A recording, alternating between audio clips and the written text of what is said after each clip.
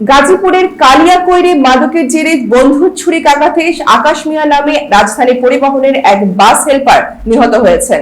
এই ঘটনায় শাকিল আহমেদ নামে একজনকে আটক করেছে পুলিশ। শনিবার দিবাগত রাত 3:30টার দিকে কালিয়াকৈর ট্রাক স্ট্যান্ড এলাকায় এই ঘটনা ঘটে। স্টাফ রিপোর্টার জুয়েল হোসেনের প্রতিবেদনে বিস্তারিত। নিহত আকাশ মিয়া নওগাঁর বাদলগাছি উপজেলার আচাপাড়া পাহাড়পুর এলাকার মাজিদুল ইসলামের ছেলে। তিনি কালিয়াকৈরের কুতুবদিয়া এলাকায় স্ত্রীকে নিয়ে ভাড়া বাসায় থাকতেন, পাশাপাশি রাজধানী পরিবহনের একটি বাসে হেল্পার হিসেবে কাজ করতেন। পুলিশ ও স্থানীয় সূত্রে জানা যায়, রাতে ট্রাক স্ট্যান্ড এলাকায় মাদককে কেন্দ্র করে চার বন্ধুর মধ্যে কথা কাটাকাটি শুরু হয়। এক পর্যায়ে তাদের মধ্যে সংঘর্ষ হলে আকাশ মিয়াকে ছুরিকাঘাত করে আহত করা হয়।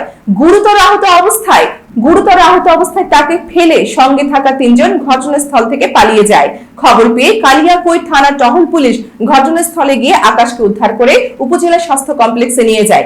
সেখানে কর্তব্যরত চিকিৎসক তাকে মৃত ঘোষণা করেন। পরে পুলিশ মরদেহ উদ্ধার করে ময়নাতদন্তের জন্য গাজীপুর শহীদ তাজউদ্দিন আহমেদ মেডিকেল কলেজ হাসপাতালের মর্গে পাঠিয়েছে।